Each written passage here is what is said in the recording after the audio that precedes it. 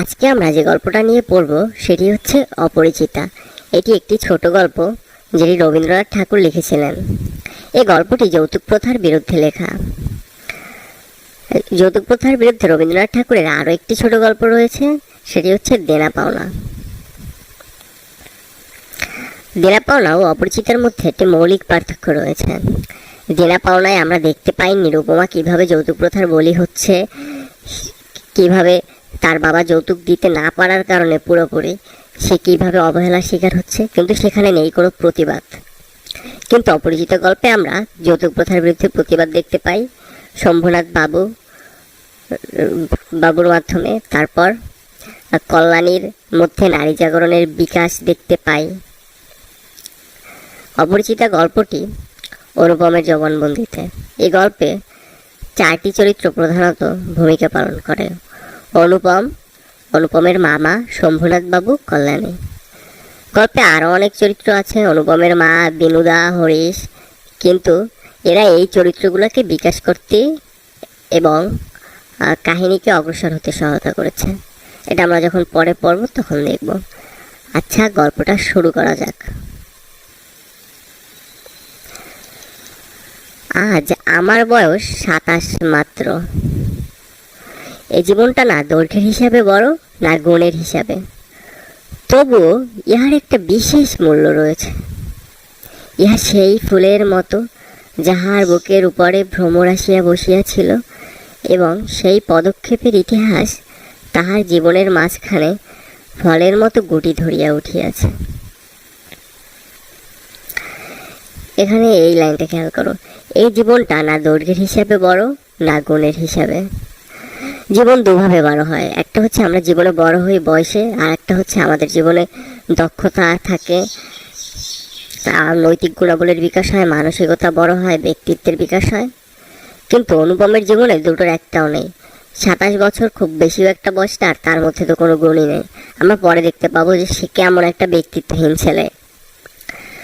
তবুও তার কাছে এই জীবনের একটা বিশেষ মূল্য রয়েছে। কেন সেই বিশেষ মূল্য? আর তার জীবনে কোনো একটা ঘটনা ঘটেছিল যেটাকে সে ফুলের পরাগণের সময় যে ভ্রমর এসে বসে, এর ফলে যে ফুল থেকে ফল হয়, এটার সাথে তুলনা করেছে এই যে ভ্রমর বসাকে। আর এর পরের লাইনটা একটু ভালোভাবে খেয়াল করলে একটা জিনিস খেয়াল করা যায়, যে সেই পদক্ষেপের ইতিহাস তার জীবনের মাঝখানে ফলের মতো গুটি ধরিয়া উঠিয়াছে। আমরা জানি ফুল পরাগণ হওয়ার পর প্রথমে গুটি হয়, তারপর পরিপূর্ণ হয়ে ফল হয়। কিন্তু ফলের মতো যদি হয় গুটি, তার মানে ওই গুটিটা আর পরিপূর্ণ হয়ে ফলে পরিণত হয় না। তো অনুপমের এই ইতিহাস আসলে ব্যর্থ ইতিহাস, সেটা আসলে সম্পূর্ণ হয়নি। অনুপমের জীবনটা যে ব্যর্থ, এটাকে অনুপম ফলের মতো গুটি ধরে উঠিয়েছে, এটা দিয়ে বুঝিয়েছে। সেই ইতিহাসটুকু আকারে ছোট, তাহাকে ছোট করিয়াই লিখিব। ছোটকে যাহারা সামান্য বলিয়া ভুল করেন না, তাহারা ইহার রস বুঝিবেন। কলেজে যতগুলো পরীক্ষা পাশ করিবার সব আমি চুকাইয়াছি। ছেলেবেলায় আমার সুন্দর চেহারা লইয়া পণ্ডিত মশাই আমাকে শিমুল ফুল ও মাকাল ফলের সহিত তুলনা করিয়া বিদ্রূপ করিবার সুযোগ পাইয়াছিলেন।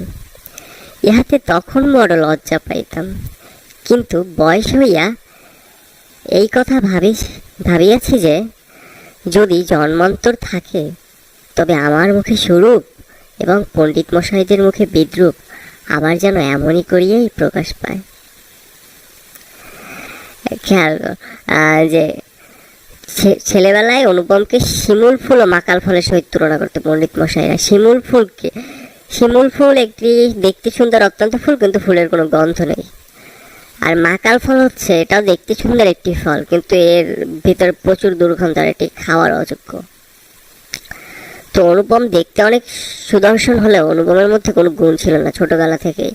এই জন্য পণ্ডিত মশাই তাকে এর সাথে শিমুল ফুল ও মাকাল ফলের সহিত তুলনা করত। কিন্তু অনুপমের এই জিনিসটা খেয়াল করো, অনুপম ছোটবেলাতে লজ্জা পেলেও সে বড় হতে হতে তার এই রূপ নিয়ে তার মধ্যে একটি অহংকার তৈরি হয়। তো যদি জন্মান্তর থাকে, অর্থাৎ সে যদি আবার জন্ম নেওয়ার সুযোগ পায়, তবে তার মুখে এই স্বরূপ যেন থাকে। পণ্ডিত মশাইদের মুখে বিদ্রুপ থাকলেও তার কোনো সমস্যা নেই। আমার পিতা এতকালে গরিব ছিলেন, ওকালতি করিয়া তিনি প্রচুর টাকা রোজগার করিয়াছেন, ভোগ করিবার সময় নিমিষমাত্রও পান নাই।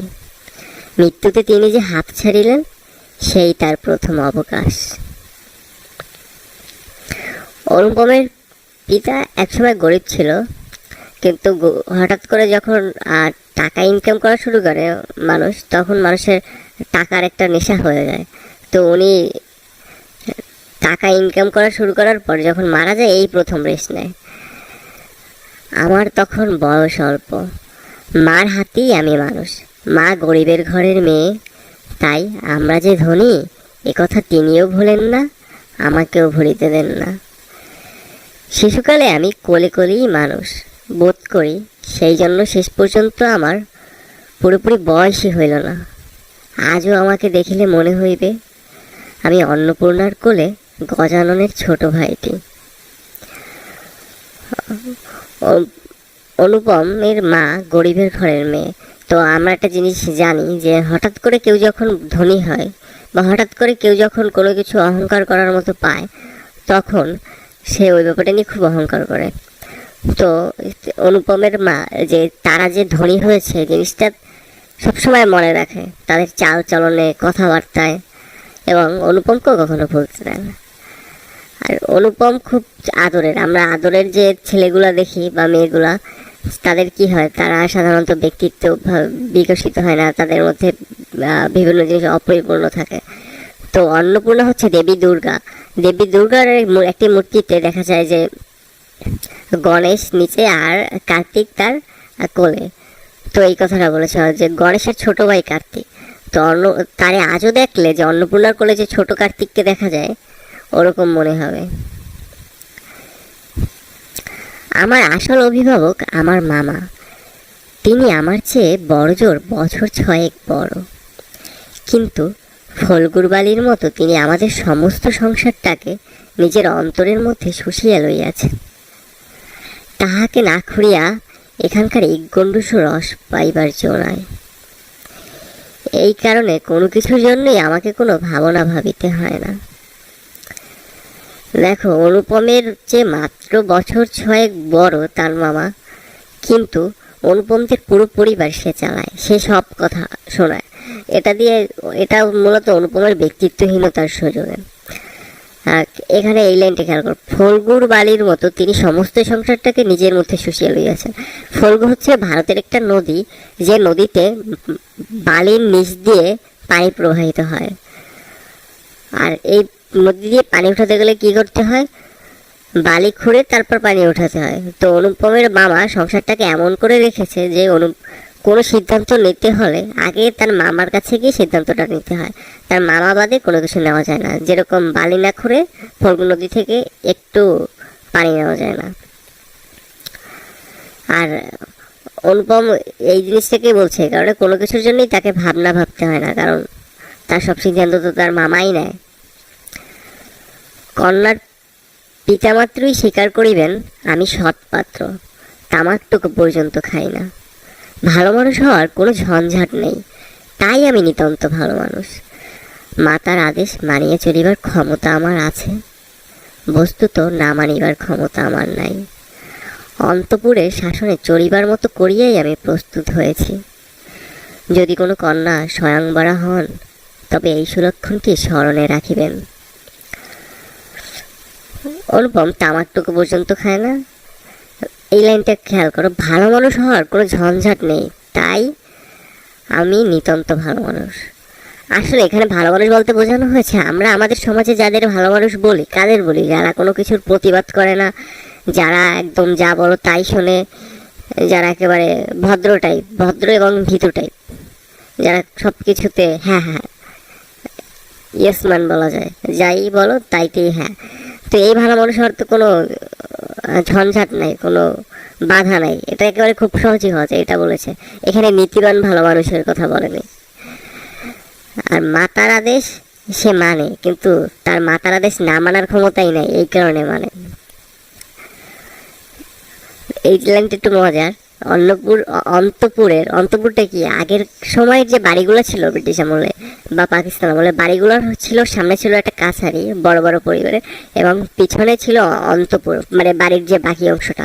তো বাড়িতে যদি কেউ বেড়াতে আসতো তবে কাছারিতে বসতে দেওয়া হতো, সেখানে বসে তারা কথা টথা বলতো, মানে বাইরে থেকে আসলে একদম আত্মীয় ছাড়া আর কেউকে বাড়ির অন্তপুরে অর্থাৎ ভিতরের দিকে ঢুকতে দেওয়া হতো না। তো অন্তপুরে থাকতো কারা? সাধারণত মেয়েরা থাকতো, বুড়োরা থাকতো। তো এই অন্তপুরের শাসন বলতে বোঝানো হয়েছে এই ভিতরে যে তার মা আছে, তার মায়ের শাসনে চলার মতোই সে বড় হয়েছে। পরে যদি তার বউ আসে তবে সে যে তার কথা শুনবে, এই জিনিসটা বোঝানো হয়েছে। যদি কোনো কন্যা স্বয়ংবরা হন, যে নিজে বর চয়েস করে, স্বয়ংবরা বলতে বোঝানো হয় সে এই সুলক্ষণটি স্মরণ রাখবেন, কারণ অনুপম তো তার কথা শুনবে।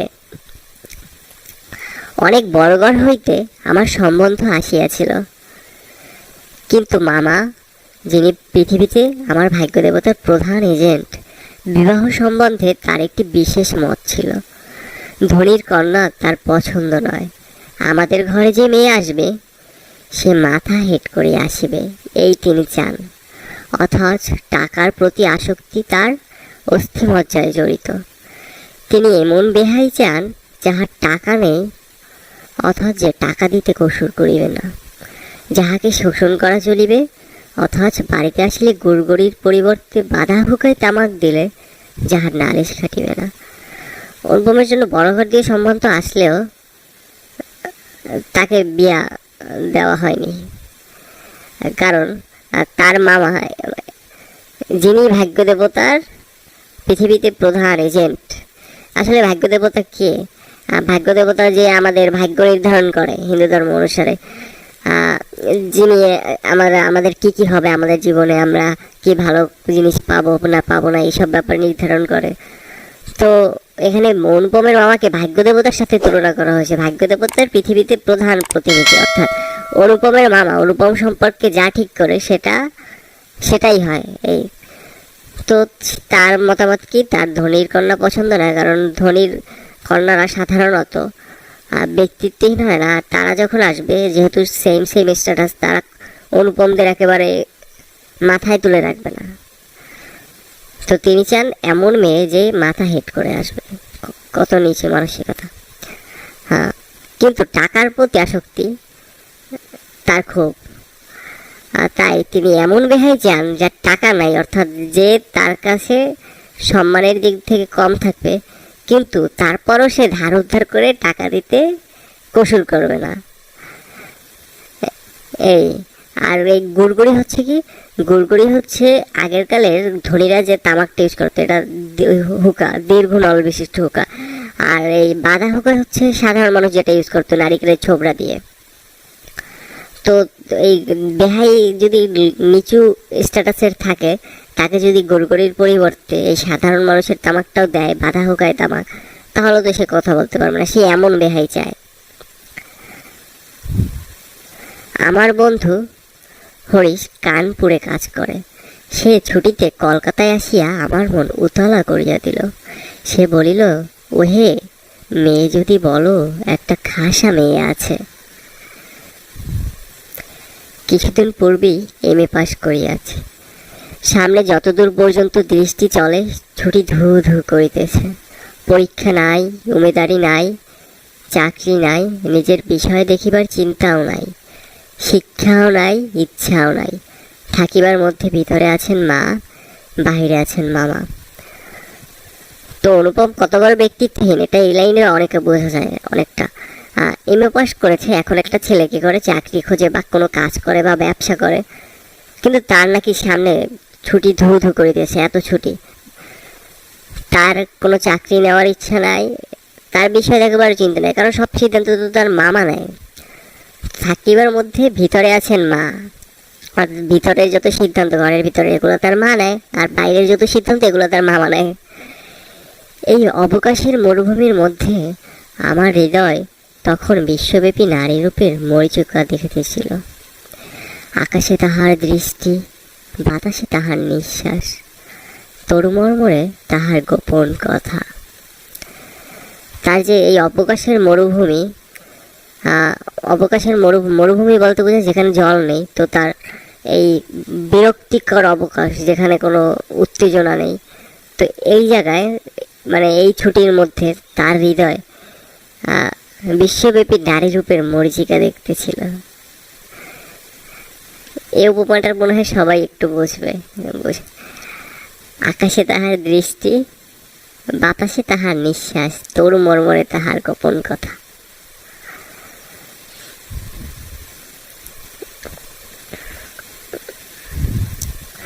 এমন সময় হরিশ আসিয়া বলিল, মেয়ে যদি বলো তবে খাসা একটি মেয়ে আছে।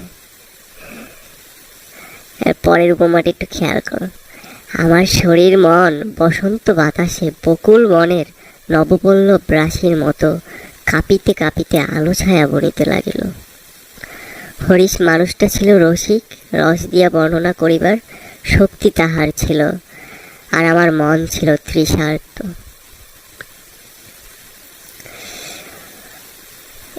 এই হরিশের এই কথা শোনার পর তার মন বসন্তকালের যে বাতাসে বকুল বনের, অর্থাৎ বকুল গাছ যেখানে থাকে অনেকগুলা, সেই বকুল বনের নতুন যে পাতা, বসন্তে তো নতুন পাতা হয় শীতে ঝরার পর, তো এই বকুল গাছের যে নতুন পাতাগুলো বাতাসে আস্তে আস্তে কাঁপে, তখন কি হয়, তখন আলোটা মানে ঘন বনে যে কতক্ষণ আলো কাঁপতে গেলে কিছু জায়গায় কতক্ষণ আলো পড়ে, কতক্ষণ ছায়া পড়ে, এই যে ব্যাপারটা হয়, তার মনের অবস্থা সেরকম হয়ে যায়, কিছুক্ষণ এরকম কিছুক্ষণ ওরকম।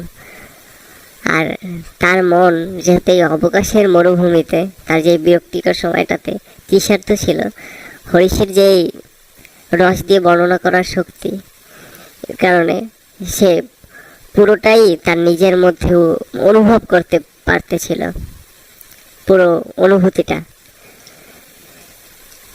আমি হরিশকে বলিলাম, একবার মামার কাছে কথাটা পারিয়া দেখো। অনুপম নিজে কিন্তু বলতে যায় না, অনুপম ভীত মানুষ, তার তো ব্যক্তিত্ব নেই। হরিশ আসর জমাইতে অদ্বিতীয়, তাই সর্বত্রই তাহার খাতির, মামাও তাহাকে পাইলে ছাড়িতে চান না। কথাটা তার বৈঠকে উঠিল। মেয়ের চেয়ে মেয়ের বাপের খবরটাই তাহার কাছে গুরুতর। বাপের অবস্থা তিনি যেমনটি চান তেমনি। এককালে ইহাদের বংশে লক্ষ্মীর মঙ্গল ঘাট ভরা ছিল, এখন তাহা শূন্য বলিলেই হয়, অথচ তলায় সামান্য কিছু বাকি আছে। দেশে বংশ মর্যাদা রাখিয়া চলা সহজ নয় বলিয়া তিনি পশ্চিমে গিয়া বাস করিতেছেন। সেখানে গরিব গৃহস্থের মতোই থাকেন, একটি মেয়ে ছাড়া তার আর নাই। সুতরাং তাহারই পশ্চাতে লক্ষ্মীর ঘাটটি একেবারে উপর করিয়া দিতে দ্বিধা হইবে না। হরিশ আসর জমাতে ভালো পারে। অনেকে যে একসাথে কথা বলতে অনেকগুলো মানুষ নিয়ে আসর জমাতে ভালো পারে, হরিশ সেরকম। তো তাদের সবাই পছন্দ করে, হরিশকেও সবাই পছন্দ করে, এমনকি অনুপমের মামাও। তো হরিশ কথাটা তার বৈঠকে বললো একসাথে কথা বলার সময় হঠাৎ করে। তো অনুপমের মামা এমন মানুষ যে মেয়ের চেয়ে তার মেয়ের বাপের খবরটাই তার কাছে গুরুত্বপূর্ণ। কারণ বাপ কেমন হবে, মাথা হিট করে আসবে কিনা, বাপের স্ট্যাটাস বড় হবে কিনা, বাপ তাকে যৌতুক দেবে কিনা, এই ব্যাপারগুলো। তো এই একটা মেয়ে যেহেতু আছে, তাই তার পিছনে যে তার যত টাকা পয়সা আছে সব উপর করিয়ে দিতে দ্বিধা হইবে না, এই জিনিসটা ভেবে অনুপমের মামার একটু খুশি খুশি হয়। অনুপমের মামা যেরকম ছিল সেরকমই বেআইন। এসব ভালো কথা, কিন্তু মেয়ের বয়স যে 15, তাই শুনিয়া মামার মন ভার হইল। বংশে তো কোনো দোষ নাই, না দোষ নাই, বাপ কোথাও তার মেয়ের যোগ্য বর খুঁজিয়া পান না। একে তো বরের হাট মহার্ঘ, তাহার উপরে ধনুক ভাঙা পণ। কাজেই বাপ কেবলই সবর করিতেছেন, কিন্তু মেয়ের বয়স সবর করিতেছে না। আমাদের সময় মেয়ের বয়স 15, এটা কম বয়সী ধরা হয়, কিন্তু বিয়ে দিলে বাল্য বিবাহ হয়।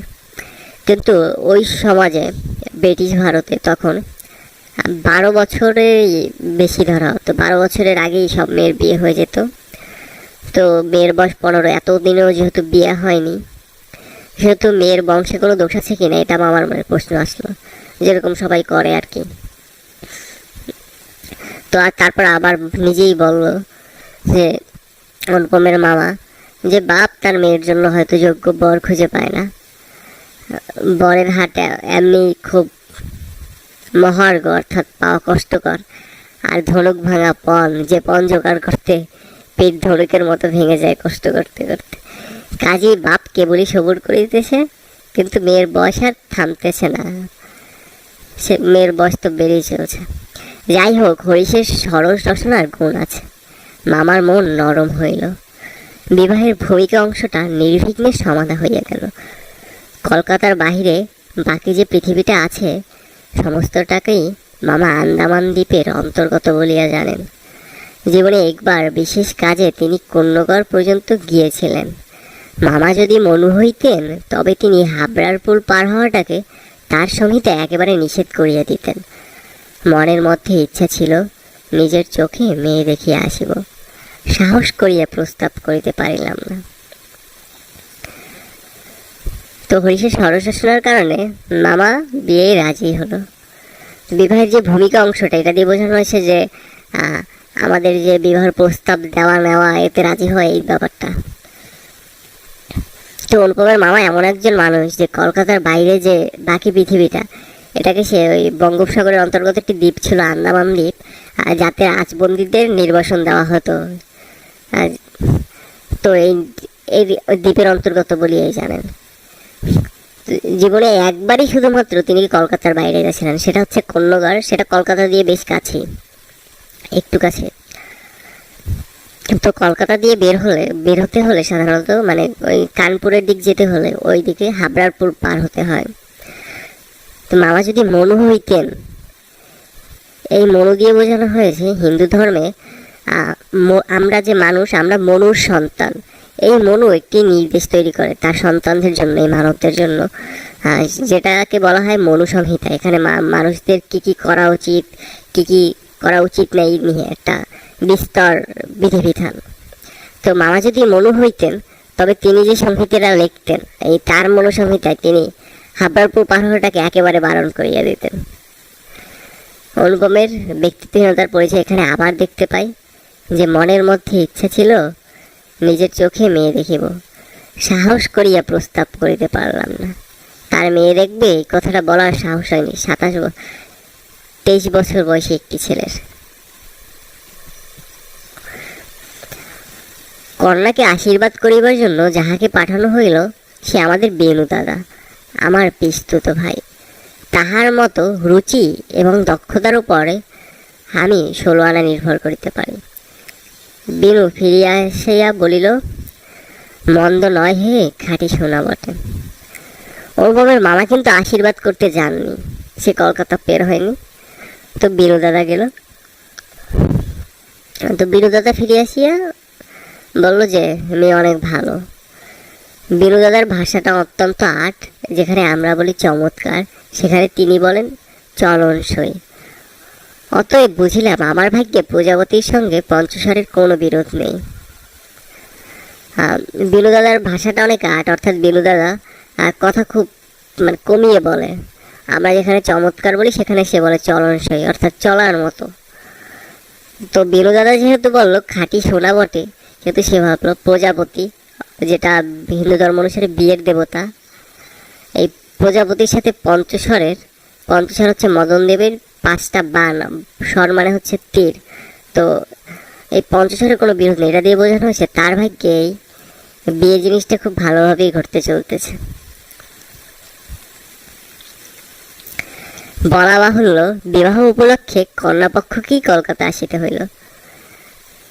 যেহেতু তার মামা কলকাতার বাইরে যাবে না, তো তারা তো আর আশীর্বাদ নিতে যাবে না। কন্যার পিতা শম্ভুনাথ বাবু হরিশকে কত বিশ্বাস করেন তাহার প্রমাণ এই যে বিবাহের 3 দিন পূর্বে তিনি আমাকে প্রথম চক্ষে দেখেন এবং আশীর্বাদ করিয়া যান। বয়স তার 40-এর কিছু ওপরে বা ওপারে, কিছু এপারে ওপারে হবে। চুল কাঁচা, গোফে পাক ধরিতে আরম্ভ করিয়াছে মাত্র।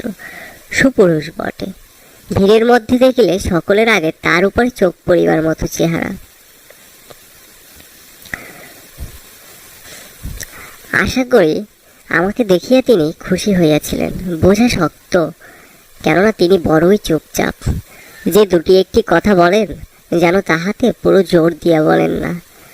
মামার মুখ তখন অনর্গল ছুটিতেছিল।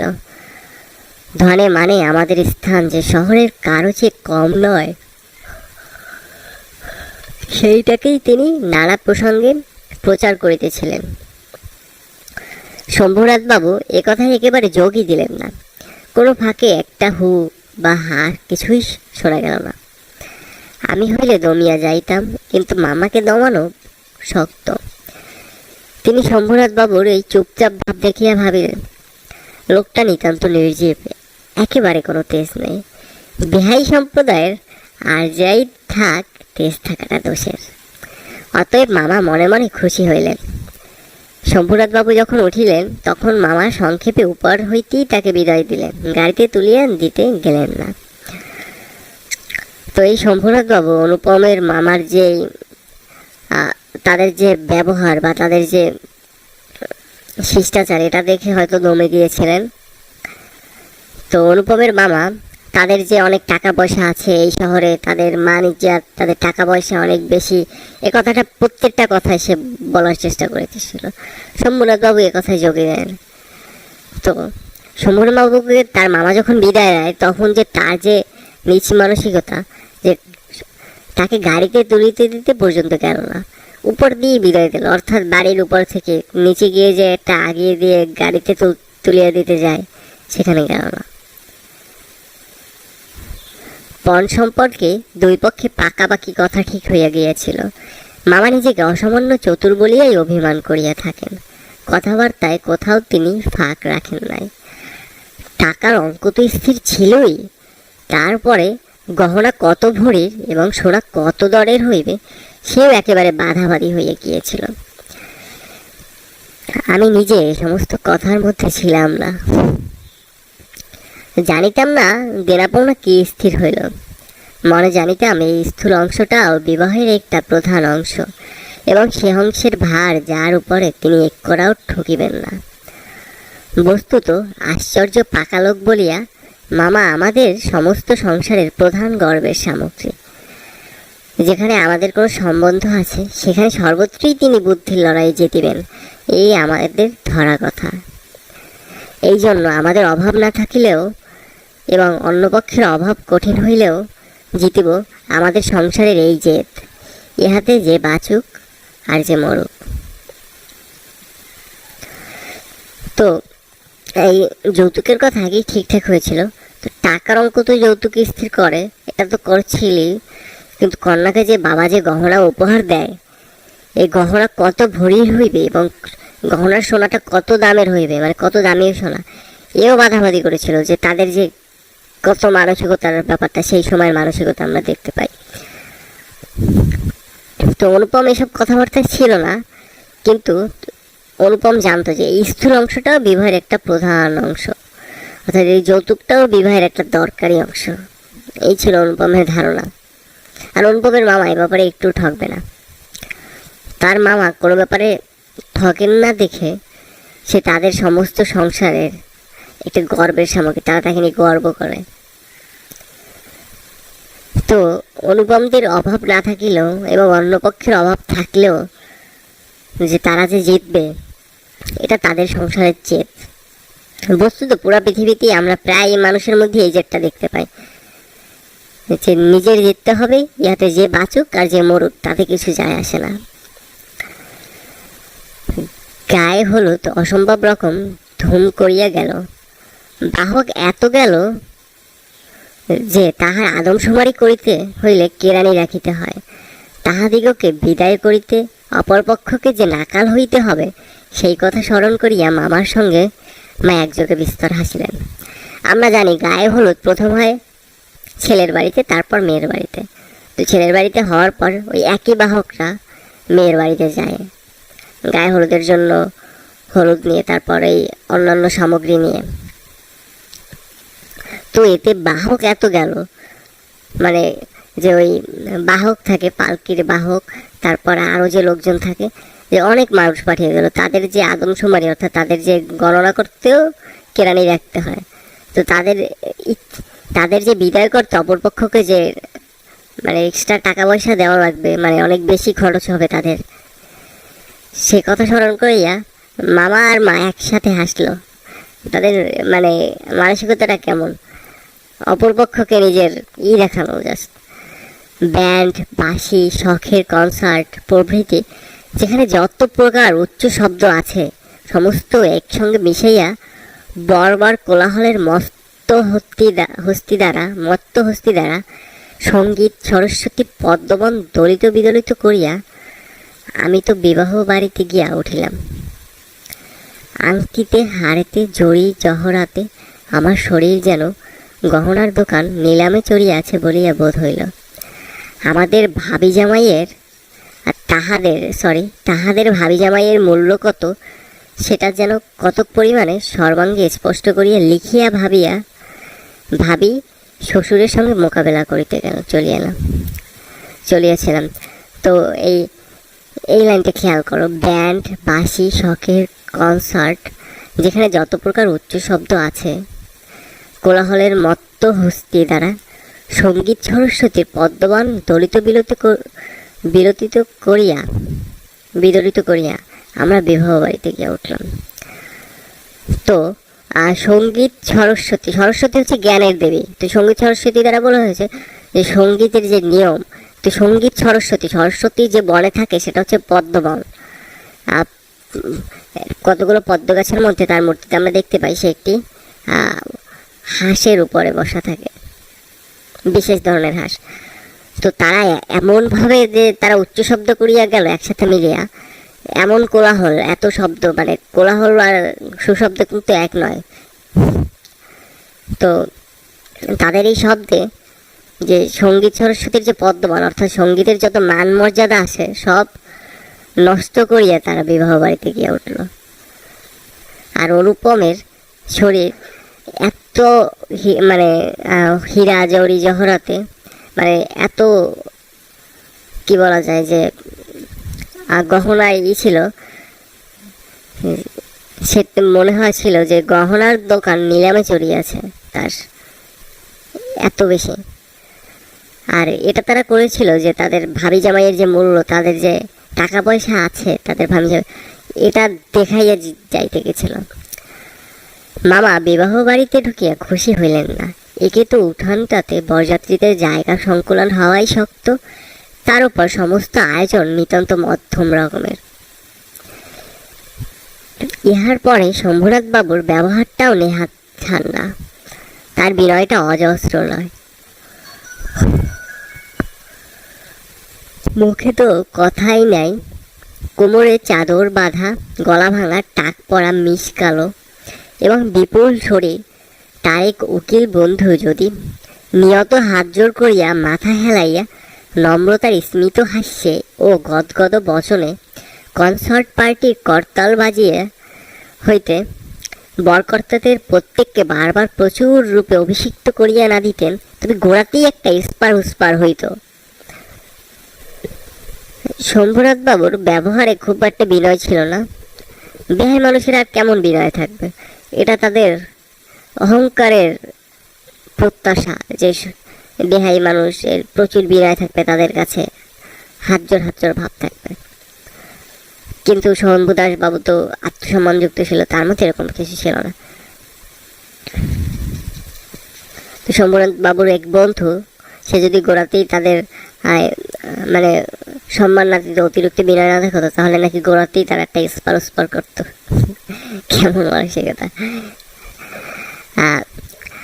আমি সভায় বসিবার কিছুক্ষণ পরেই মামা শম্ভুনাথ বাবুকে পাশের ঘরে ডাকিয়া লইয়া গেলেন। কি কথা হইল জানি না, কিছুক্ষণ পরেই শম্ভুনাথ বাবু আমাকে আসিয়া বলিলেন, বাবাজি একবার এইদিকে একটু আসতে হচ্ছে। ব্যাপারখানা এই, সকলের না হোক কিন্তু কোনো মানুষের জীবনে একটা লক্ষ্য থাকে, প্রত্যেক মানুষের একটা জীবনে কোনো কিছু লক্ষ্য থাকে। মামার একমাত্র লক্ষ্য ছিল তিনি কোনো মতেই কারো কাছে ঠকিবেন না, অন্যকে ঠকান, নিজে ঠকবেন না। তার ভয় তার বেহাই তাহাকে গহনায় ফাঁকি দিতে পারেন। বিবাহ কার্য শেষ হইয়া গেলে সেই ফাঁকির আর কোনো প্রতিকার চলিবে না। বাড়ি ভাড়া, সওগাত, লোক বিদায় সম্পর্কে প্রভৃতি সম্পর্কে যেরকম টানাটানির পরিচয় পাওয়া গেছে, তাহাতে মামা ঠিক করিয়াছিলেন দেওয়া থোয়া সম্বন্ধে এলোকের শুধু মুখের উপর ভর করা চলিবে না। সেই জন্য বাড়ির স্যাকরাকে শুদ্ধ হতে, স্যাকরা কারা? স্যাকরা হচ্ছে যারা স্বর্ণ দেখে, যে স্বর্ণ আসল নাই, স্বর্ণ নিয়ে কাজ করে, তাদের নিয়েছিলেন। পাশের ঘরে গিয়ে দেখলাম মামা এক তক্ত বসে এবং স্যাকরা তাহার দাড়িপাল্লা, কোষ্ঠীপাথর প্রভৃতি লইয়া মেঝেই বসিয়াছে। তো মামা চাচ্ছিল যে কন্যার যে গহনা, এটা যে আসল কিনা এবং এটা ঠিক দিতেছে কিনা এই জিনিসটা দেখতে।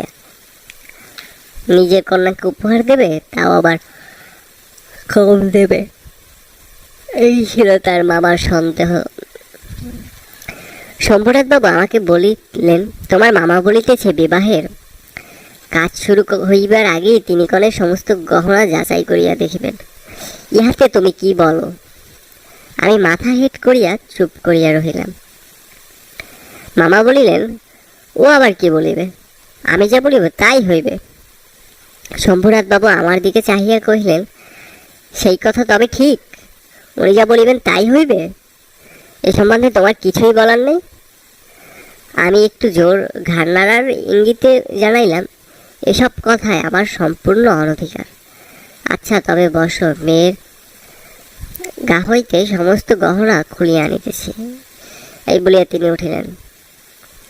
মামা বলিলেন, অনুপম এখানে কি করিবে? ও সবাই গিয়া বসুক। শম্ভুনাথ বাবু বলিলেন, না সবাই নয়, এখানেই বসিতে হইবে। কিছুক্ষণ পরে তিনি একখানা গামছায় বাঁধা গহনা আনিয়া তক্তপোষের ওপর মেলিয়া ধরিলেন। সমস্তই তাহার পিতামহীর আমলের গহনা। হাল পশনের সূক্ষ্ম কাজ নয়, যেমন মোটা তেমনি ভারী। স্যাকরা গহনা হাতে তুলিয়া লইয়া বলিলেন, ইয়ার দেখিব কি? ইহাতে খাদ নেই, এমন সোনা এখনকার দিনে ব্যবহারই হয় না। তো এই বলিয়া সে মকর মুখ মোটা একখানা বাড়ায় একটু চাপ দিয়ে দেখাইল, তাহা বাকিয়া যায়। তো কিছুক্ষণ পরে শম্ভুনাথ বাবু সব গহনা খুলিয়া আনলো। তো সবই তাদের আগের, মানে পূর্বপুরুষদের আগের আমলের গহনা। তো এই আমলের সূক্ষ্ম কাজ নয়, আর যেমন মোটা তেমন ভারী। আগের গহনাগুলো একটু মোটা ধরনের ছিল। সেখানে গহনা হাতে তুলিয়েই বলিল যে, আর দেখবো কি, এগুলো কোনো খাদ নেই, এগুলো আগের কালের গহনাই। তো মকরের মতো মুখ করা একটি মোটা একখানা বালা বলতে বোঝা ওই হাতের চুড়ি, তাতে চাপ দিয়ে দেখালো যে তা বাকিয়া যায়। এই বাঁকানো দিয়ে বোঝানো হয়েছে যেটা খাঁটি সোনা সেটা খুব নরম হয়। তো আর যে খাঁটি সোনায় সাধারণত খাঁটি দিয়ে ভেজাল যুক্ত করে তামা দিয়ে, তো সেটা শক্ত হয়ে যায়, সেটা সহজে বাঁকতে চায় না। এই ব্যাপারটা দেখালো। মামা তখনই তার নোট বইয়ে গহনাগুলোর ফর্দ টুকিয়া লইলেন। পাছে যাহা দেখানো হইল তাহার কোনোটা যদি কম পড়ে, পাছে যাহা দেখানো হইল তাহার কোনোটা কম পড়ে, এই কারণে যে আগে যেটা দেখানো হয়েছে সেটা থেকে যদি কম পড়ে কোনোভাবে, হিসেব করিয়া দেখিলেন গহনা যে পরিমাণ দিবার কথা এগুলো সংখ্যায়, দরে এবং ভারে তার অনেক বেশি। গহনাগুলোর মধ্যে একজোড়া ইয়ারিং ছিল। শম্ভুনাথ বাবু সেইটা স্যাকরার হাতে দিয়া বলিলেন, এইটা একবার পরখ করিয়া দেখো। স্যাকরা বলিলেন, ইহা বিলাতি মাল, ইহাতে সোনার ভাগ সামান্যই আছে। শম্ভুনাথ বাবু ইয়ারিং জোড়া মামার হাতে দিয়ে বলিলেন, এটা আপনারাই রাখিয়া দিন। মামা সেটা হাতে লইয়া দেখিলেন এই ইয়ারিং দিয়েই কন্যাকে তারা আশীর্বাদ করিয়াছিলেন। মামার মুখ লাল হইয়া উঠিল। দরিদ্র তাহাকে ঠকাইতে চাইবে, তিনি ঠকিবেন না, এই আনন্দ সম্ভোগ হইতে বঞ্চিত হইলেন এবং তাহার উপরেও কিছু উপরি পাওনা জুটিল। অত্যন্ত মুখ ভার করিয়া বলিলেন, অনুপম যাও, তুমি সভায় গিয়া বসো গো। শম্ভুনাথ বাবু বলিলেন, না, এখন সভায় বসিতে হইবে না। চলুন আগে আপনাদের খাওয়াইয়া দিই। মামা বলিলেন, সে কি কথা, লগ্ন?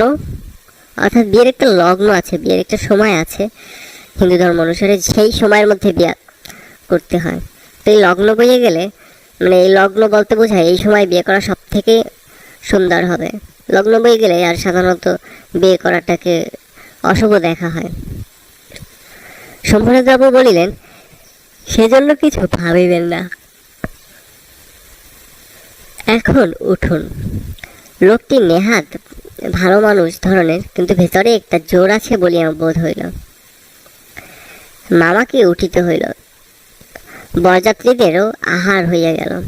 আয়োজনের আড়ম্বর ছিল না, অর্থাৎ আয়োজন খুব একটা বেশি ছিল না, কিন্তু রান্না ভালো এবং সমস্ত বেশ পরিষ্কার পরিচ্ছন্ন বলিয়া সকলেরই তৃপ্ত হইল। বরযাত্রীদের খাওয়া শেষ হইলে শম্ভুনাথবাবু আমাকে খাইতে বলিলেন। মামা বলিলেন, সে কি কথা, বিবাহের পূর্বে বর খাইবে কেমন করিয়া? তিনি মামার কোনো মত প্রকাশকে তিনি সম্পূর্ণ উপেক্ষা করিয়া আমার দিকে চাহিয়া বলিলেন, তুমি কি বলো, বসিয়া যাইতে দোষ কিছু আছে? মূর্তিমতী মাতৃ আজ্ঞা স্বরূপে মামা উপস্থিত, তার বিরুদ্ধে চলা আমার পক্ষে অসম্ভব। আমি আহারে বসিতে পারলাম না। তখন শম্ভুনাথবাবু মামাকে বলিলেন, আপনাদিগকে অনেক কষ্ট দিয়েছে, আমরা ধনী নই, আপনাদের যোগ্য আয়োজন করিতে পারি নাই, ক্ষমা করিবেন। রাত হইয়া গেছে, আর আপনাদের কষ্ট বাড়াইতে ইচ্ছা করি না। এখন তবে? মামা বলিলেন, তা সবাই চলুন, আমরা তো প্রস্তুত আছি। শম্ভুনাথ বলিলেন, তবে আপনাদের গাড়ি বলিয়া দিই। মামা আশ্চর্য হয়ে বলিলেন, ঠাট্টা করিতেছেন নাকি? শম্ভুনাথ বলিলেন, ঠাট্টা তো আপনারাই করিয়া সারিয়েছেন, ঠাট্টা সম্পর্কটাকে স্থায়ী করিবার ইচ্ছা আমার নেই।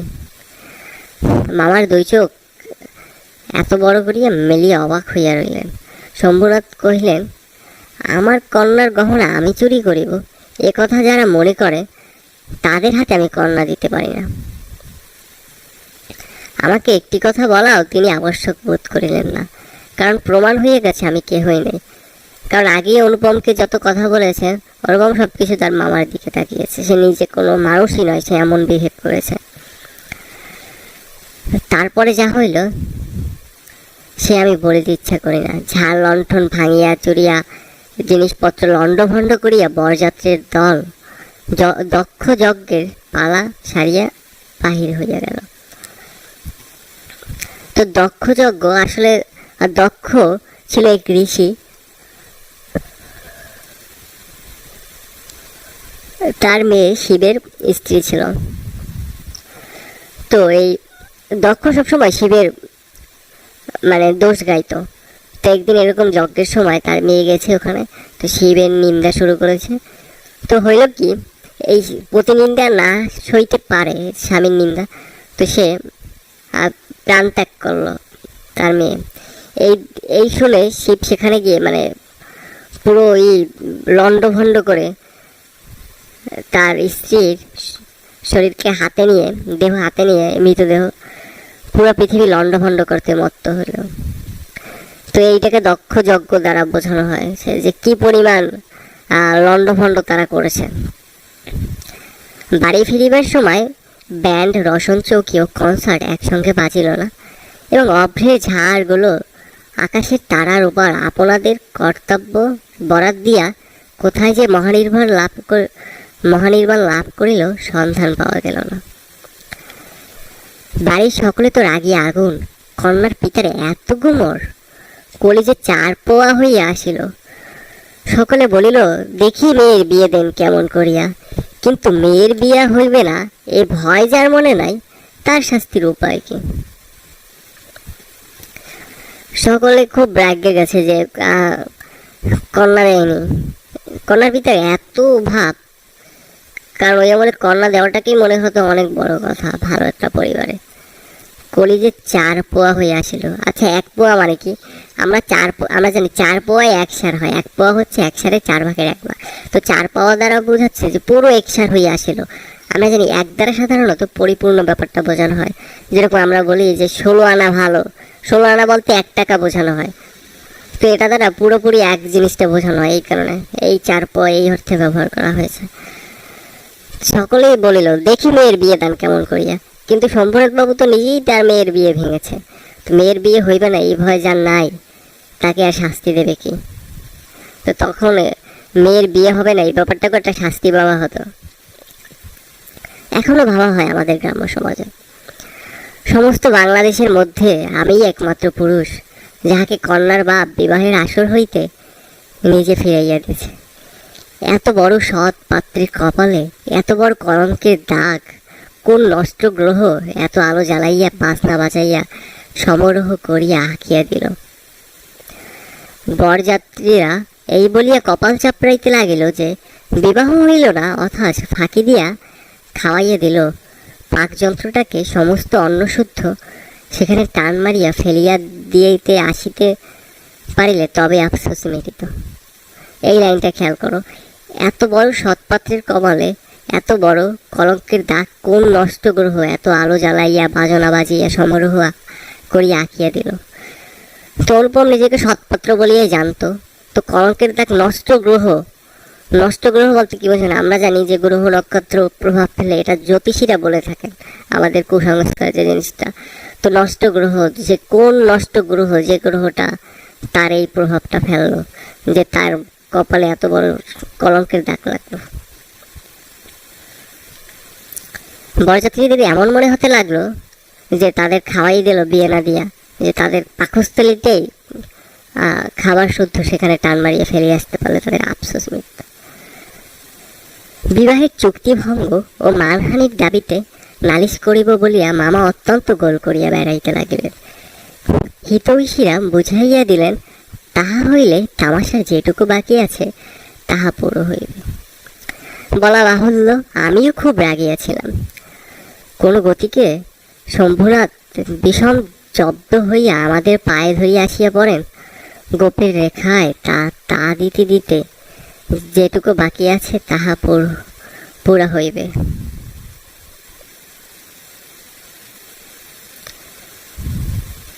তো শম্ভুনাথ বাবু যদি বিষম জব্দই তাদের পায়ে আসিয়া ধরেন তাহলে সে বড়ই খুশি হবে।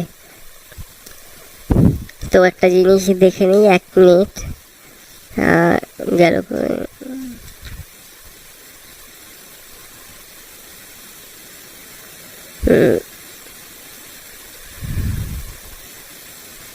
এই জায়গায় এই বুকটা একটা ভুল আছে, যে তা দিতে দিতে যেটুকু বাকি আছে এটা এই জিনিসটার ভুলে কপি হয়ে গেছে এই বুকটায়। তো এই জায়গায় হবে এইটি কেবল কামনা করিতে লাগিলাম এই জায়গায়। কিন্তু এই আক্রোশের, অর্থাৎ তার যে অনুপমে যে আক্রোশ তার ইসের প্রতি, এই আক্রোশের কালো রঙের স্রোতের পাশাপাশি আরেকটি স্রোত বহিতেছিল, যেটার রং একেবারেই কালো নয়। সমস্ত মন যে সেই অপরিচিতার পানে ছুটিয়া গিয়েছিল। এখনো যে তাহাকে কিছুতেই টানিয়া ফিরাইতে পারি না। দেয়াল টুকরা আড়ালে রহিয়া গেল গো। কপালে তার চন্দন আঁকা, পায়ে তার লাল শাড়ি, মুখে তার লজ্জার রক্তিমা। হৃদয়ের ভেতরে কি যে তা কেমন করিয়া বলিব। আমার কল্পলকের কল্পলতাটি বসন্তের সমস্ত ফুলের ভার আমাকে নিবেদন করিয়া দিবার জন্য নত হইয়া পড়িয়াছিল। হাওয়া আসে, গন্ধ নাই, পাতার শব্দ শুনি, কেবলমাত্র আর একটি মাত্র পা ফেলার অপেক্ষা। এমন সময় সেই এক পদক্ষেপের দূরত্বটুকু এক মুহূর্তে অসীম হইয়া উঠিল। এই লাইনগুলো খেয়াল করি, যে তার শশীর প্রতি যে তার যে আক্রোশ শম্ভুনাথ বাবুর প্রতি, সেই কালো রঙের স্রোতের পাশাপাশি আরও একটি ভাবনা তার মধ্যে ছিল, যেটা কালো নয়। সমস্ত মন সেই অপরিচিতা, যাকে সে দেখেনি, যার সাথে বিয়ে হওয়ার কথা ছিল, তার দিকে ছুটেছিল তার। তো তার বিবাহে শুধুমাত্র অল্প একটুখানি বাকি ছিল, একটি মাত্র পদক্ষেপ। তার কল্পলকের কল্পলতাটি, যে তার কল্পনায় বসন্তের, যে বসন্তকালে সাধারণত ফুল হয়, বসন্তের সমস্ত ফুলের ভার, সমস্ত ফুল তার কল্পলকের কল্পলতাতেই তাকে সেই মেয়েটিকে দিতে বলেছিল। নত তার মনের অনুভূতিটা ছিল এরকম, দেওয়ার ইচ্ছা ছিল, কিন্তু একটি মাত্র পা ফেলার অপেক্ষা ছিল তাদের বিয়ের। এমন সময় সেই এক পদক্ষেপের দূরত্বটুকু এক মুহূর্তে অসীম হইয়া গেল। হতাশা বোঝানো হয়েছে। এতদিন যে প্রতি সন্ধ্যায় আমি বেণুদার বাড়িতে গিয়া তাহাকে অস্থির করিয়া তুলিয়াছিলাম, বেণুদার বর্ণনার ভাষা অত্যন্ত সংকীর্ণ বলিয়াই তার প্রত্যেকে কথাটা স্ফুলিঙ্গের মতো আমার মনের মাঝখানে, তার প্রত্যেক কথাটি স্ফুলিঙ্গের মতো আমার মনের মাঝখানে আগুন জ্বালিয়া দিয়াছিল। বুঝিয়াছিলাম মেয়ের রূপ বড় আশ্চর্য, কিন্তু না দেখিলাম তাহাকে চোখে, না দেখিলাম তার ছবি। সমস্তই অস্পষ্ট হইয়া রহিল। বাহিরে তো সে ধরা দিলই না, তাহাকে মনেও আনিতে পারিলাম না। এই জন্য মন সেদিনকার সেই বিবাহ সভার দেওয়ালটার বাহিরে ভূতের মতো দীর্ঘশ্বাস ফেলিয়া বেড়াতে লাগলো। বিয়ের আগে কদিন বেণুদার বাড়িতে গিয়া যে মেয়ে কেমন এই ব্যাপারটাই অস্থির করিয়া লাগতেছিল অনুপম। বেণুদাদার বর্ণনার ভাষা অত্যন্ত সংকীর্ণ ছিল, যে একটু কম কম বলে, সেই বলিয়ে তার কথাগুলো তার মনে অত্যন্ত প্রভাব ফেলিতে সক্ষম হইতেছিল। কিন্তু মেয়েকে না দেখতে পারলো চোখে, আর তার কোনো ছবিও দেখেনি। তো এই জন্য সেই বিবাহ সভায় যে শুধু একই পাশে ছিল মেয়ে, শুধু একটা পর্দার ওই পাশে ছিল, সেইখানেই ভূতের মতো, মানে ওই ঘটনা তো আগে ঘটে গিয়েছে, সে কল্পনায় শুধু এই জায়গায় দেখে আর দীর্ঘশ্বাস ফেলে। হরিশের কাছে শুনিয়াছি মেয়েটিকে আমার ফটোগ্রাফ দেখানো হইয়াছিল, পছন্দ করিয়াছে বই কি, না করিবার তো কোনো কারণ নেই। আমার মন বলে সে ছবি তার কোনো একটি বাক্সে লুকানো আছে। একলা ঘরে দরজা বন্ধ করিয়া একদিন নিরালা দুপুরবেলায় সে কি সেটি খুঁড়িয়া দেখে না। যখন ঝুঁকিয়া পড়িয়া দেখে তখন ছবিটির উপরে কি তার মুখের উপর দুই ধার দিয়ে, যখন ঝুঁকিয়া পড়িয়া দেখে তখন ছবিটির উপরে কি তার মুখের দুই ধার দিয়া এলো চলুছিয়ে পড়ে না। হঠাৎ বাহিরে কারো পায়ের শব্দ পাইলে সে কি তাড়াতাড়ি তার সুগন্ধ আঁচলের মধ্যে ছবিটিকে লুকাইয়া ফেলে না? তো অনুপম আশা করতেছে যে তাকে যে ছবিটি দেখানো হয়েছিল সেই ছবিটি সে কোনো বাক্সে লুকিয়ে রাখে। একলা ঘরে নিরালা দুপুরবেলায় যখন আশেপাশে কেউ থাকে না, সে সেটা খুলিয়া দেখে।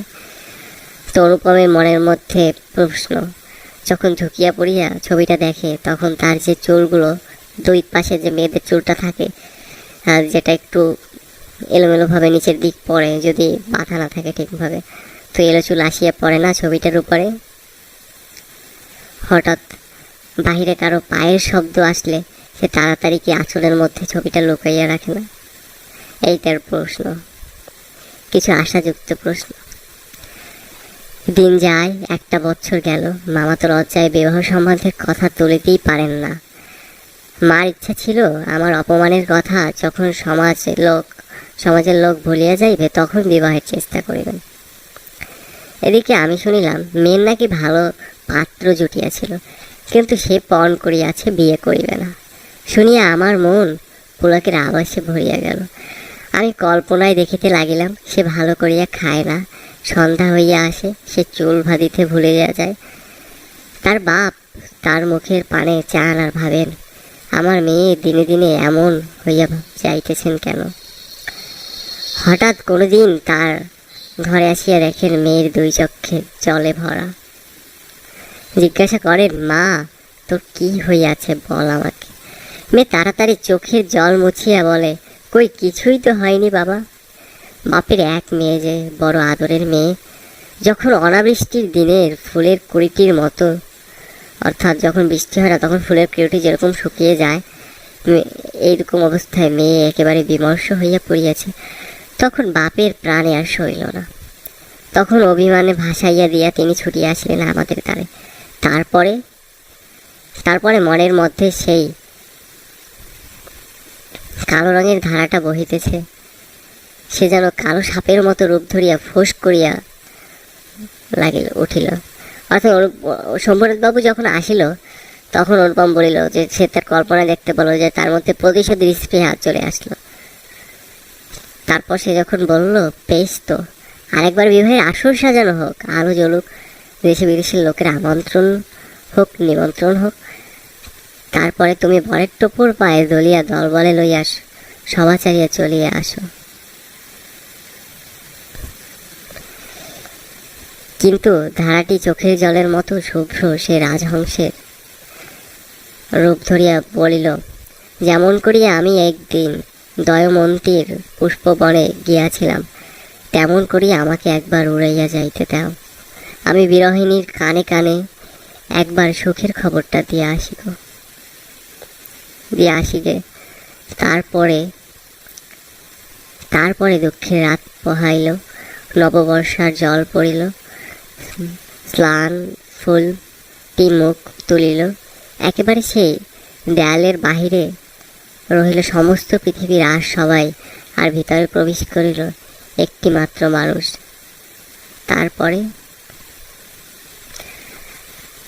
তারপরে আমার কথাটি ফুরালো। এখানে বেশ কিছু লাইন আছে, খেয়াল করিয়া দেখতে পারো।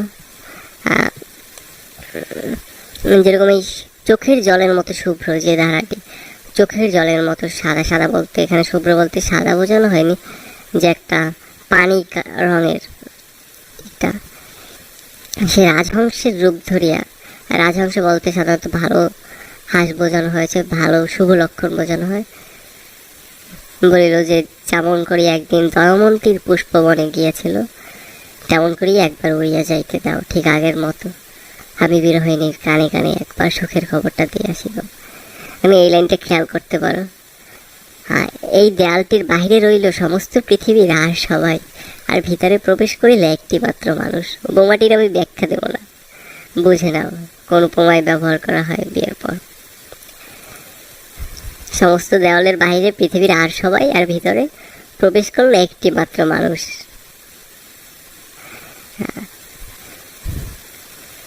কিন্তু কথা এমন করিয়া ফুরাইল না। সেখানে আসিয়া তাহা অফুরান হইয়াছে। সেখানকার বিবরণ একটুখানি বলিয়া আমার এলাকা শেষ করিয়া দে। মাকে লইয়া তীর্থে চলিয়াছিলাম। আমার উপরেই ভার ছিল, কারণ মামা এবারেও হাবড়ারপুর পার হন নাই। রেলগাড়িতে ঘুমাইতেছিলেন, ঝাঁকানি খাইতে খাইতে মাথার মধ্যে এক প্রকার এলোমেলো স্বপ্নের ঝুমঝুমি বাজিতেছিল। হঠাৎ একটা কোনো স্টেশনে জাগিয়া উঠিলাম। আলোর অন্ধকার মেশা সেও এক স্বপ্ন। কেবল আকাশের তারাগুলো চিরপরিচিত, আর সবই অজানা অস্পষ্ট। স্টেশনের দ্বীপ কয়টা খাড়া হইয়া দাঁড়াইয়া আলো ধরিয়া এই পৃথিবীতে যে কত অচেনা, এবং যাহা চারিদিকে তাহা যে কত বহুদূরে, তাহাই দেখিয়া দিতেছে। গাড়ির মধ্যে মা ঘুমাইতেছে। আলোর নিচে সবুজ পর্দা টানা, তোরঙ্গ বাক্স জিনিসপত্র সমস্তই কে কার ঘাড়ে এলোমেলো হইয়া রহিয়াছে। তাহারা যেন স্বপ্নলোকের ওলট পালট আসবাব, সবুজ প্রদেশের মিটিমিটি আলোতে থাকা এবং না থাকার মাঝখানে কেমন একরকম হইয়া পড়িয়াছে। তো মাকে লোকে তীর্থে গেল, এবারও অনুপম নিয়ে গেল। তার মামা কিন্তু এবারও হাবড়ারপুর পার হননি। কেমন দায়িত্ব জ্ঞানহীন, যে তার বোনের সমস্ত সংসার সেই করে, কিন্তু তার বোনকে সে আর তীর্থে নিয়ে যাবে না, শুধু সে কলকাতার বাইরে যায় না এই কারণে।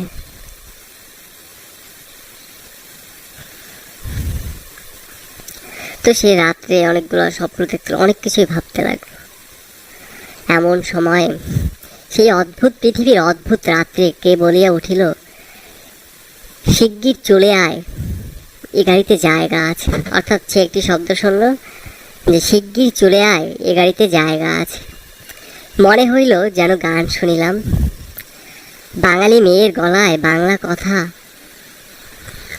যে কি মধুর, তাহা এমনই করিয়া অসময়ে অজায়গায় আচমকা শুনিলে তবে সম্পূর্ণ বুঝিতে পারা যায়। কিন্তু এই গলাটাকে কেবলমাত্র মেয়ের গলা বলিয়া একটি শ্রেণীভুক্ত করিয়া দেওয়া চলে না। এ কেবল একটি মানুষের গলা, শুনিলেই মন বলিয়া ওঠে, এমন তো আর শুনি নাই। চিরকাল গলার স্বর আমার কাছে বড় সত্য। রূপ জিনিসটি বড় কম নয়, কিন্তু মানুষের মধ্যে যাহা অন্তরতম ও অনির্বচনীয়, আমার মনে হয় কণ্ঠস্বরই যেন তাহার চেহারা। আমি তাড়াতাড়ি গাড়ির জানলা খুলিয়া বাহিরে মুখ বাড়িয়ে দিলাম, কিছুই দেখলাম না। প্ল্যাটফর্মের অন্ধকারে দাঁড়াইয়া গার্ড তাহার একচক্ষু লণ্ঠনটা নাড়িয়ে দিল। গাড়ি চলিল, আমি জানালার কাছে বসিয়া রইলাম। আমার চোখের সামনে কোনো মূর্তি ছিল না, কিন্তু হৃদয়ের মধ্যে আমি একটি হৃদয়ের রূপ দেখিতে লাগলাম। সে যে এই তারামত্রী রাত্রির মতো আবৃত করিয়া ধরে, কিন্তু তাহাকে ধরিতে পারা যায় না। ওগো সুর, অচেনা কণ্ঠের সুর, এক নিমিষে তুমি যে আমার চিরপরিচয়ের আসনটির উপরে আসিয়া বসিয়াছ। কি আশ্চর্য পরিপূর্ণ তুমি, চঞ্চল কালের ক্ষুদ্র হৃদয়ের উপরে ফুলটির মতো ফুটিয়াছে, অথচ তার ঢেউ লাগিয়া একটি পাপড়িও টলে নাই। অপরিমেয় কমললতায় একটি মাত্র দাগ পড়ে নাই। এইখানে গলার স্বর চিরকাল অনুপমের কাছে বড় সত্য। এটা মূলত লেখকের ধারণা প্রকাশ পেয়েছে। রূপ জিনিসটা কম নয়, তবে গলার স্বরেই একজন মানুষের ব্যক্তিত্ব খুব বেশি প্রকাশ পায়। তো এই সুমধুর গলার স্বর শুনে অনুপম তাড়াতাড়ি জানলা খুলে বাইরে তাকায়। তো প্ল্যাটফর্মের বাইরে সে কিছুই দেখে না। গার্ড তার এক চক্ষু লণ্ঠন বলতে বোঝানো হচ্ছে, লণ্ঠনের তো একদিকে শুধু আলো উপরে, তো এটা এক চক্ষুর মতো লাগে, এখানে তো দুইটা আলো দেখা যায় না। তো এক চক্ষু লণ্ঠন নাড়িয়ে দিল, গাড়ি চলিল। তো আমরা জানি স্টেশনে রেল চলার আগে গার্ড একটি কখনো একটি পতাকা দিয়ে দেয়, রাত্রিবেলা তো পতাকা দেখা যায় না, এই সময় লণ্ঠন দিয়ে নির্দেশ দেয় যে গাড়িতে সবাই উঠছে, এখন গাড়ি চলা। এই দৃশ্যপটের আমদানি করা হয়েছে এখানে। তো এই চলতে লাগলো, তো সেই খুঁজতে লাগলো, কিন্তু বাইরে কোনো মূর্তি দেখতে পারলো না, কেউ কি দেখতে পারলো না। তবে তার মন সেই কণ্ঠ যেন জড়িয়া বসিল।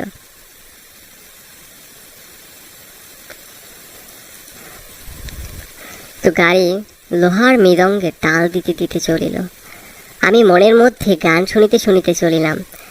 তাহার একটি মাত্র ধোঁয়া, গাড়িতে জায়গা আছে কি, জায়গা আছে কি, জায়গা যে পাওয়া যায় না, কেউ যে কাকেও চেনে না, অথচ সেই না চেনা, সেই কুয়াশা মাত্র, সেই যে মায়া, সেটা ছিন্ন হইলে সেই চেনার আর অন্ত নাই। ওগো সুধাময় সুর, যে হৃদয়ের অপরূপ রূপ, তুমি সেই কি আমার চিরকালের চেনা নও।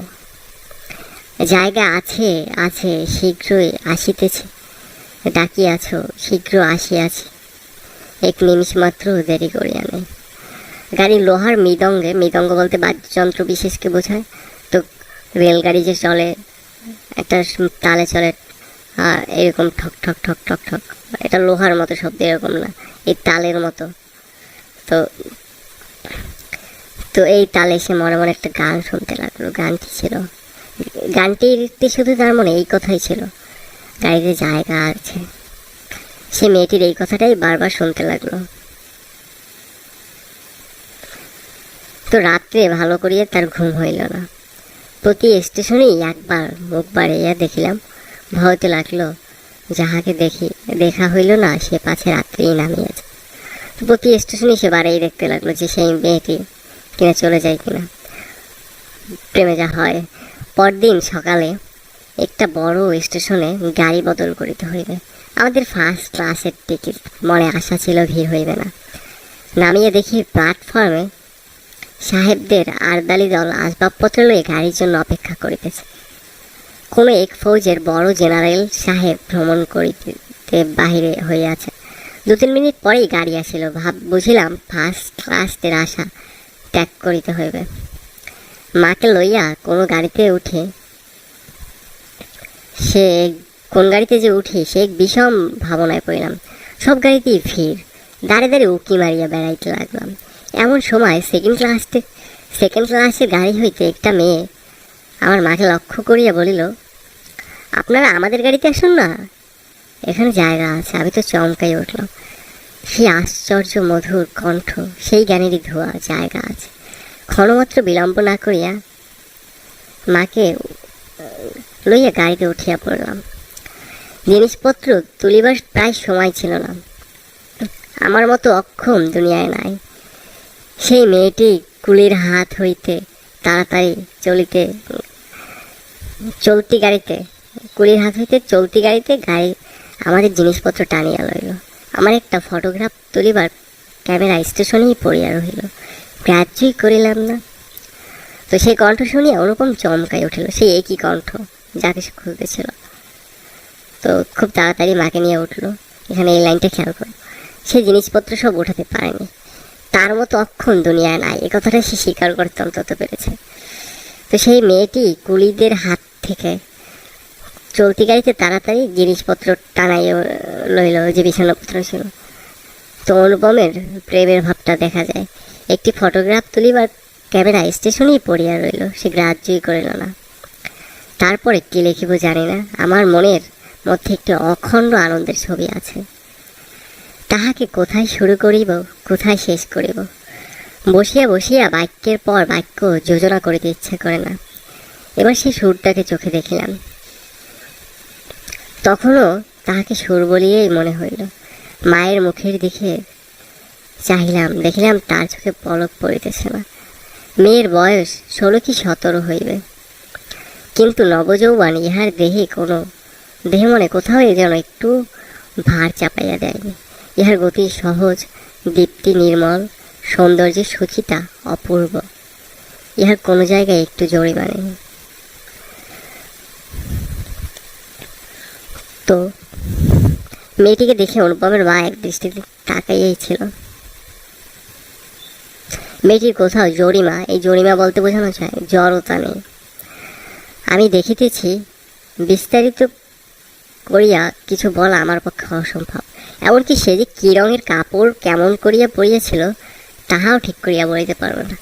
এটা খুব সত্য যে তার বেশভূষায় এমন কিছুই ছিল না যাহা তাহাকে ছাড়াইয়া বিশেষ করিয়া চোখে পড়তে পারে। লাইনটা খেয়াল করার পরে, সে যে নিজের চারিদিকের সকলের চেয়ে অধিক রজনীগন্ধার শুভ্র মঞ্জরির মতো সরল বেন্তটির উপরে দাঁড়াইয়া যে গাছে ফুটিয়া আছে, সে গাছকে একেবারে অতিক্রম করিয়া উঠেছে। তো মেয়েটির আর নিজের সৌন্দর্য তার বেশভূষার থেকে খুব বেশি ছিল, যে কারণে অন্য কিছুই মনে ছিল না। এই জিনিসটা কোন উপমা দিয়ে বোঝানো হয়েছে? এই যে সে রজনীগন্ধার শুভ্র মঞ্জরি, রজনীগন্ধার ফুলগুলো সাদা হয়, একটি লাঠির মতো আস্তে আস্তে উপরে উঠে। তো যে গাছে হয় সে গাছকে একদম অতিক্রম করিয়া উঠেছে, অর্থাৎ গাছের থেকে ফুল বেশি উচ্চতায়। এই উপমা দিয়ে বোঝানো হয়েছে।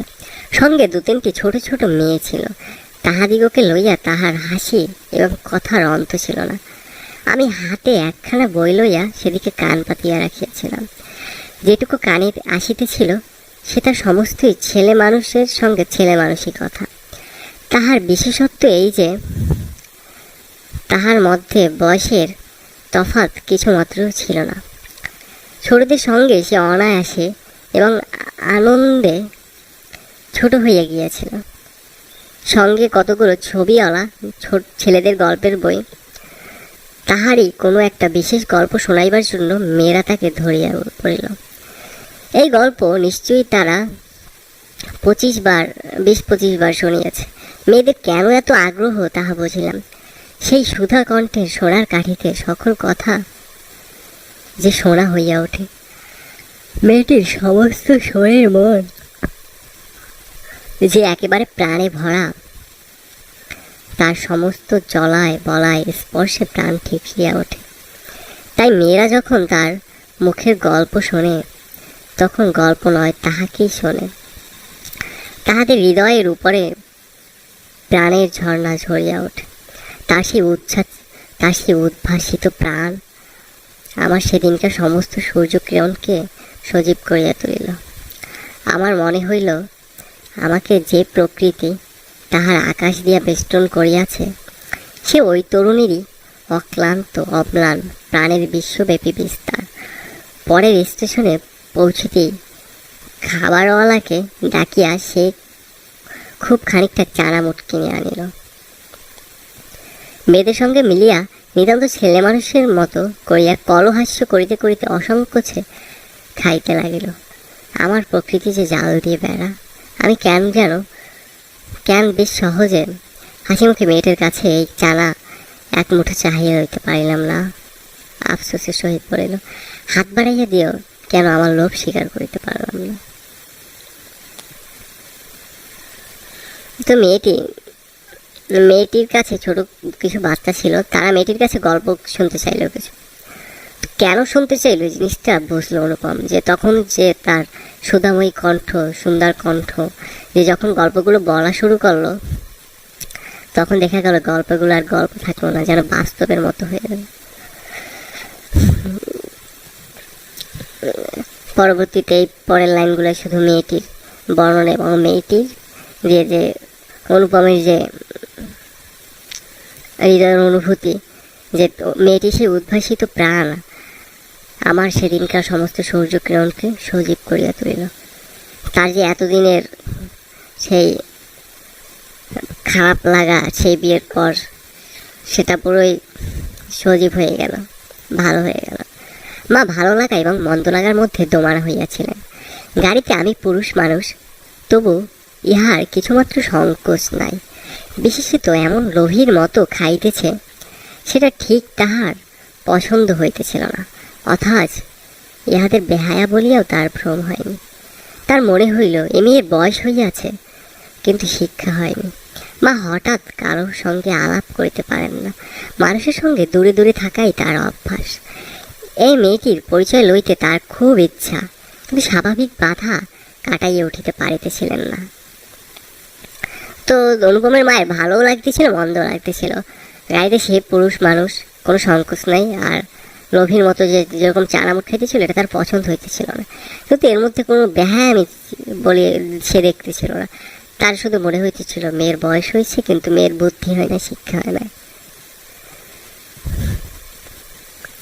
এমন সময় গাড়ি একটি বড় স্টেশনে আসিয়া থামিল। সেই জেনারেল সাহেবের একদল অনুষঙ্গী এই স্টেশনে হইতে উঠিবার উদ্যোগ করিতেছে।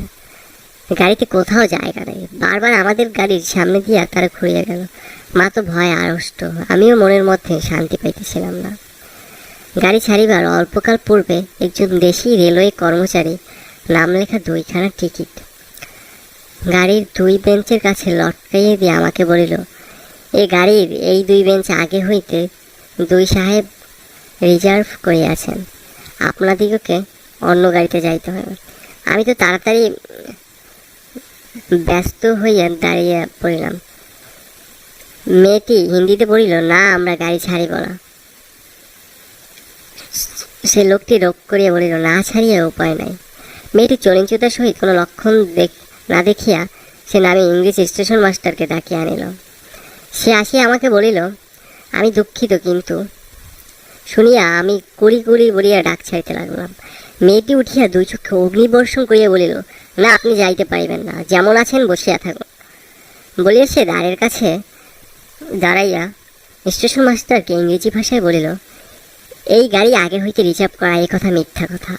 বলিয়া সে ওই জেনারেল সাহেবের অনুষঙ্গীতে নাম লেখা যে টিকিট তা খুলিয়া প্ল্যাটফর্মে ছড়িয়া ফেলিয়া দিল।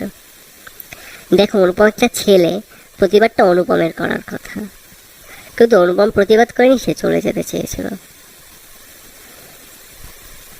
মেয়েটি এতে অনুপমের ব্যক্তিত্বহীনতা বোঝা যায়। মেয়েটি স্টেশন মাস্টারকে ডাকিয়ে আনলো যাতে যেন অনুপম বলে, কিন্তু অনুপম কিন্তু বলেনি। সে কুলি ভরিয়া ডাক ছাড়তে লাগলো। তো মেয়েটি তারপর বলল যে এটা মিথ্যা কথা। সে আগে বলছে হিন্দিতে, দেখো একটা বাঙালি মেয়ে কতটা শিক্ষিত, এর আগে কিন্তু কথাটা বলছে হিন্দিতে। এই মেয়েটি হিন্দিতে বলল, না আমি গাড়ি ছাড়িব না। এরপরে বললো স্টেশন মাস্টারকে ইংরেজি ভাষা, এই গাড়ি আগে হইতে রিজার্ভ করা। সে কতটা শিক্ষিত এটা বোঝা যায় তার কথায়। বলিয়া নাম লেখা টিকিট সে প্ল্যাটফর্মে ছড়িয়ে দিল। তার কি পরিমাণ আত্মসম্মানবোধ, সাহস! জেনারেল সাহেবের অনুষঙ্গীদের টিকিট সে ফালিয়ে দিল। ইতিমধ্যে আরদালি সমেত ইউনিফর্ম পরা সাহেব দ্বারের মধ্যে আসিয়া দাঁড়াইছে। গাড়িতে সে তার আসবাব মানে তার জিনিসপত্র উঠাইবার জন্য আরদালিকে প্রথমে ইশারা করিয়াছিল। তারপরে মেয়ের মুখের দিকে তাকাইয়া তাহার কথা শুনিয়া ভাব দেখিয়া স্টেশন মাস্টারকে একটু স্পর্শ করিল এবং তাহাকে আড়ালে লইয়া গিয়া কি কথা হইল জানি না। দেখা গেল গাড়ি ছাড়বার সময় অতীত হইলেও আরেকটা গাড়ি জুড়িয়া তবে ট্রেন ছাড়িল। মেয়েটি তার দলবল লইয়া আবার এক পত্র চানাবট খাইতে লাগিল, আর আমি লজ্জায় জানালার বাইরে মুখ বাড়াইয়া প্রকৃতি শোভা দেখিতে লাগলাম।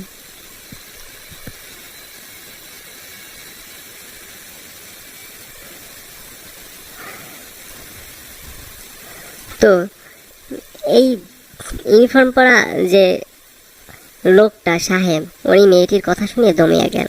সে আর গাড়ি ছাড়তেই করলো না। মেয়েটি আবার চানামুট খাইতে লাগলো, কিন্তু অনুপম লজ্জায় আর ওদিকে তাকায়নি। সে জানালা দিয়ে বাইরের দিক তাকিয়েছে। অনেক লজ্জা না, তার আত্মসম্মান বোধ একেবারে নাই। কানপুরে গাড়ি আসিয়া থামিল, যেখানে অনুপমের বিয়ে হওয়ার কথা সেই কানপুরে। মেয়েটি জিনিসপত্র বাঁধিয়া প্রস্তুত। স্টেশনে একটি হিন্দুস্থানি চাকর ছুটিয়া আসিয়া ইহাদিগকে নামাইবার উদ্যোগ করিতে লাগিল।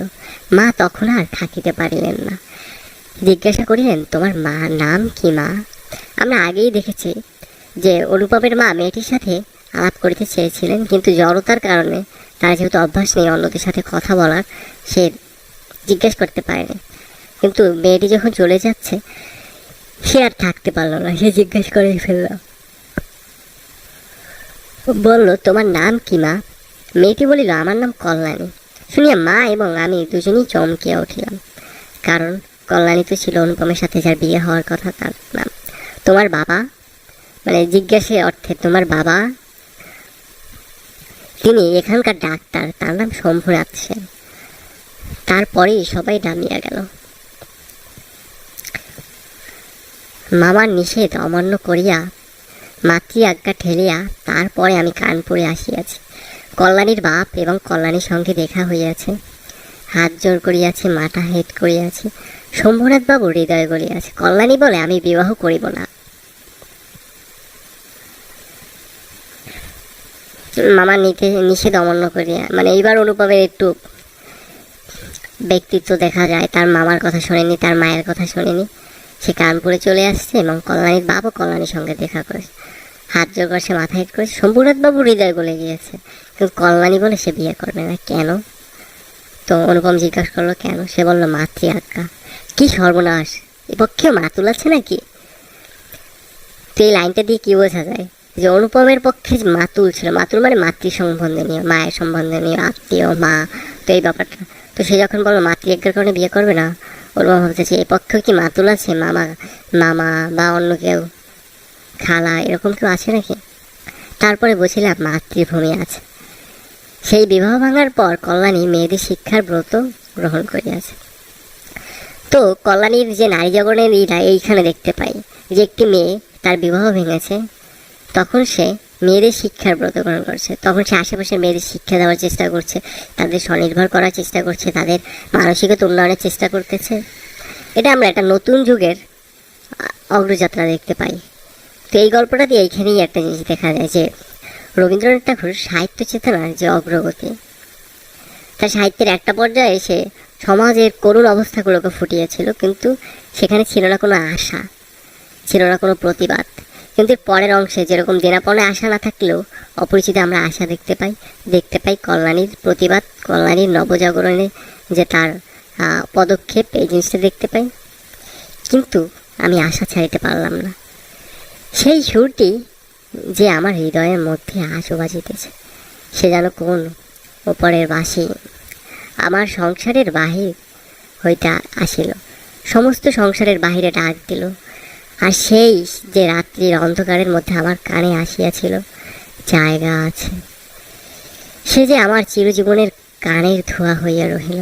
আমার বয়স ছিল 23 তখন, এখন হইয়াছে 27। এখনো আশা ছাড়ি নাই, কিন্তু মাতুলকে ছাড়িয়াছি। নিতান্ত এক ছেলে বলিয়া মা আমাকে ছাড়িতে পারে নাই। তো অনুপম আশা ছাড়িতে পারে নাই, সেই যে সুরটি, সেই যে রাতে সে একটি কথা শুনেছিল জায়গা আছে, সেটি আজও তার কানে বাজে। তো তার বয়স তখন ছিল 23, 4 বছর পার হয়ে গেছে, কিন্তু এখন আশা ছাড়ে না, মাতুলকে ছাড়েছে, অর্থাৎ সে এখন আর তার মামার কথা শোনে না। নিতম তো একটা মাত্র ছেলে বললাম, তার মা এখনও তাকে ছাড়তে পারে না। তোমরা মনে করিয়েছ আমি বিবাহের আশা করি? না, কোনো কালেই না। আমার মনে আছে কেবল সেই এক রাত্রির অজানা কণ্ঠের মধুর সুরের আশা। জায়গা আছে, নিশ্চয়ই আছে, নইলে দাঁড়াবো কোথায়? তাই বৎসরের পর বৎসর যায়, আমি এইখানেই আছি। দেখা হয়, সেই কণ্ঠ শুনি, যখন সুবিধা পাই কিছু তার কাজ করে দেয়। আমার মন বলে এই তো জায়গা আছে। ওগো অপরিচিতা, তোমার পরিচয় শেষ হইল না, শেষ হইবে না, কিন্তু ভাগ্য আমার ভালো যে জায়গা পেয়েছি। তো অনুপমের সাথে কল্যাণীর মাঝে মাঝে কথা হয়, কল্যাণীর সাথে মাঝে মাঝে দেখা হয়। তো তার কিছু কাজ করে দেয়, অর্থাৎ সে যে মেয়েদের শিক্ষা পদক্ষেপ নিয়েছে, এই যে কাজ, এই কাজে যে বিভিন্ন কাজ থাকে বা তার যে পদক্ষেপগুলো অনুপম সহায়তা করে মাঝে মাঝে। আর মন বলে এই তো জায়গা পাইয়াছে, বিয়ের দরকার নাই, শুধু এরকম তার একটু কাছে থাকতে পারলেই হলো। তো ওগো অপরিচিতা, তোমার পরিচয় শেষ হইল না, শেষ হইবে না, তো ভাগ্য আমার ভালো আমি যে এই জায়গা পেয়েছি। Da dum dum dum da da